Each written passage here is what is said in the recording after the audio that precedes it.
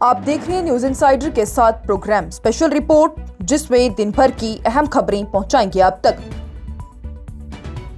मगरबी बंगाल में बीजेपी तारीख रचने के करीब 15 साल बाद तृणमूल को शिकस्त का खतरा। भवानीपुर बन गया मरकजी मुकाबला, रियासत में बड़ी सियासी तब्दीली के असर।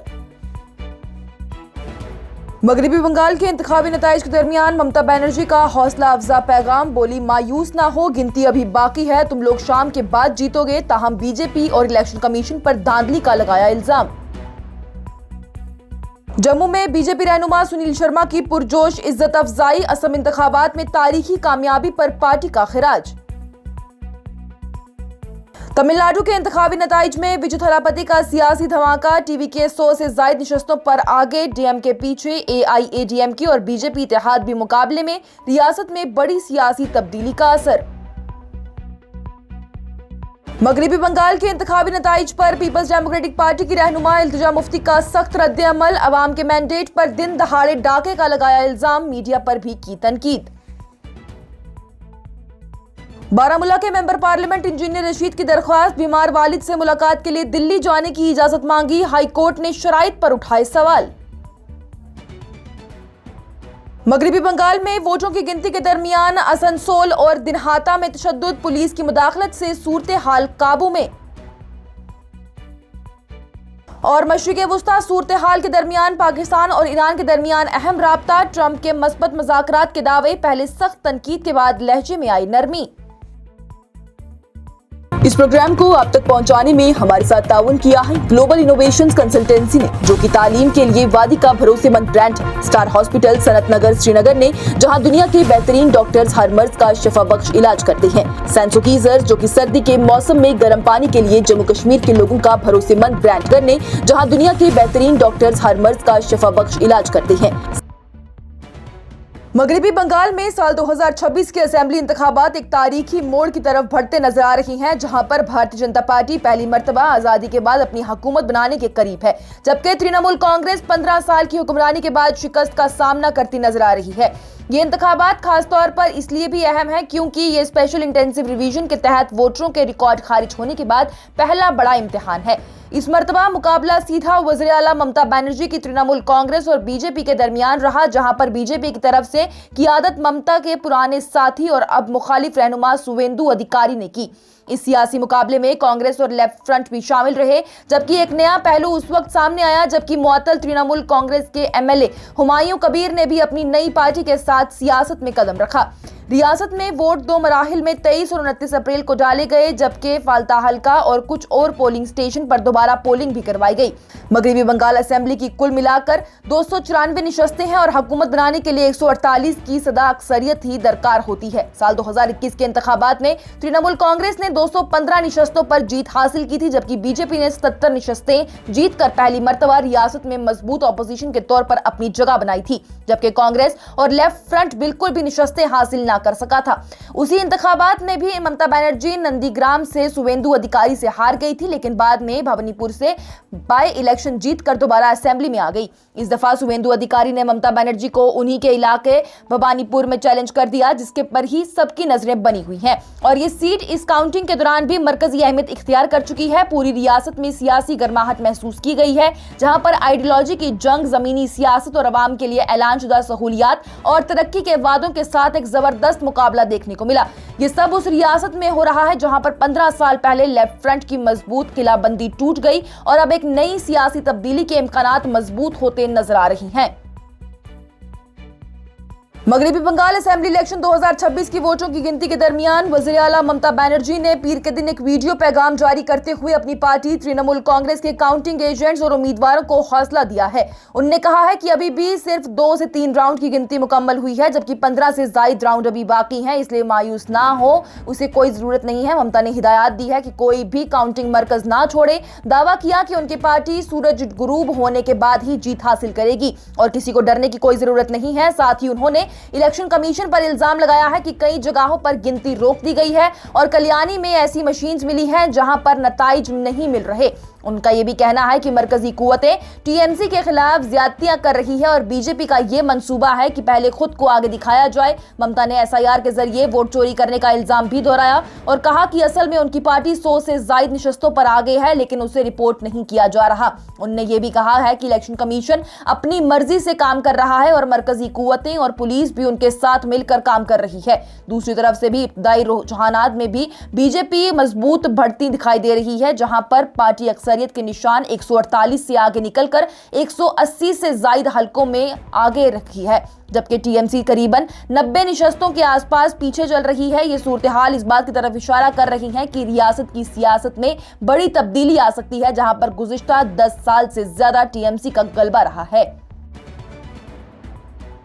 কাউন্টিং এজেন্টরা এবং প্রার্থী ক্যান্ডিডেটরা তারা ভোটিং এলাকা ছেড়ে আসবেন না। স্ট্রং রুমে যেখানে কাউন্টিং হচ্ছে মানে সেন্টারে সেখান ছেড়ে কেউ আসবেন না, এটা বিজেপির প্ল্যান।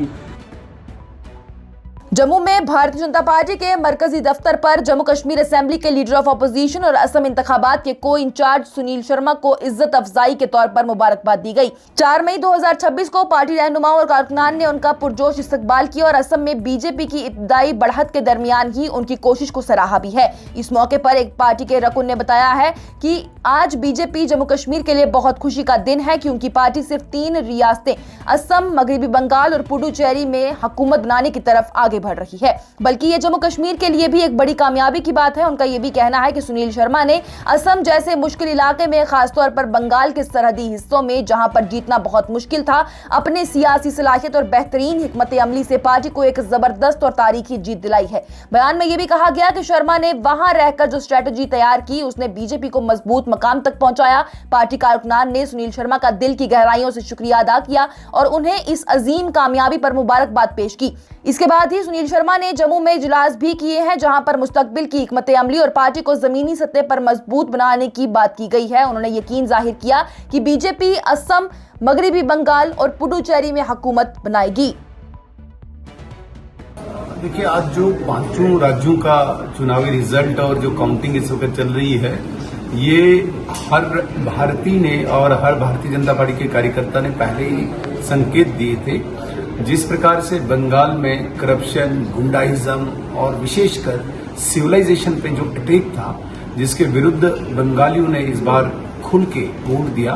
और सबसे बड़ी बात, जो वहां पे चुनाव के बाद पोस्ट इलेक्शन वहां पे जो राइट्स होते थे, वो कहीं न कहीं इस बार इलेक्शन कमीशन ऑफ इंडिया ने एक विश्वास दिलाया कि पोस्ट इलेक्शन यहाँ पे कुछ नहीं होने दिया जाएगा। लोगों ने जो सिविलाइजेशन के अगेंस्ट अटैक हो रहा था, जो गुंडाइज्म था, जो करप्शन था, उसके सब विरुद्ध दिल खोल के वोट दिया और एक ही ऑप्शन उनको दिखता था, वो भारतीय जनता पार्टी थी। एक ही विकल्प भारतीय जनता पार्टी थी, जो आज रुझानों में भी आपको दिख रहा है कि कहीं न कहीं बंगाल के लोगों ने भारतीय जनता पार्टी को चुना है। जहां तक आप असम की बात कर रहे हैं, असम ने भी बहुत ज्यादा टेररिज्म देखा, असम ने भी बहुत ज्यादा अराजकता देखी, विकास नाम की कोई चीज नहीं थी। लेकिन 2016 के बाद जिस प्रकार से नरेंद्र मोदी जी का नेतृत्व वहां पे भारतीय जनता पार्टी की जो सरकार 2 बार बनी, आज वहां पे मिलिटेंसी, टेररिज्म बिल्कुल खत्म हुआ, समाप्त हुआ। वहां पे करप्शन समाप्त हुई, वहां पे विकास जो ना के बराबर था, वो आज विकास ग्राउंड पे देखने को मिला। तो असम के लोगों ने भी भारतीय जनता पार्टी को हैट्रिक मारने के लिए इस बार चुना है।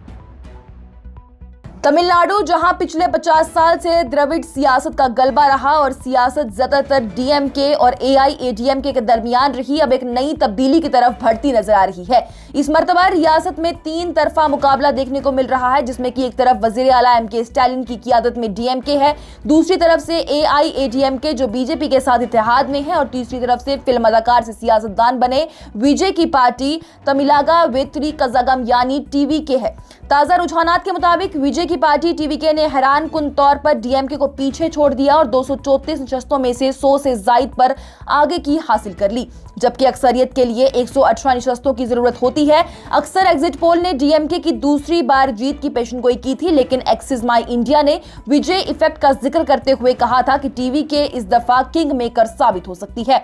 वोटों की गिनती से पहले ही विजय और उनके वालिद एसए चंद्रशेखर ने तिरुतानी के सुब्रमण्यम स्वामी मंदिर में जाकर जाकर दुआ की और बाद में नताइज ने दिखाया कि विजय ने अपनी सियासी शुरुआत में जबरदस्त कामयाबी हासिल कर ली। नताइज के बाद भी बात करते हुए चंद्रशेखर की जानिब से कहा गया है कि वो एक वालिद के तौर पर बहुत फख्र महसूस कर रही हैं और उन्होंने अपने बेटे का पिछले 2 साल का एतमाद खुद दिखाया है।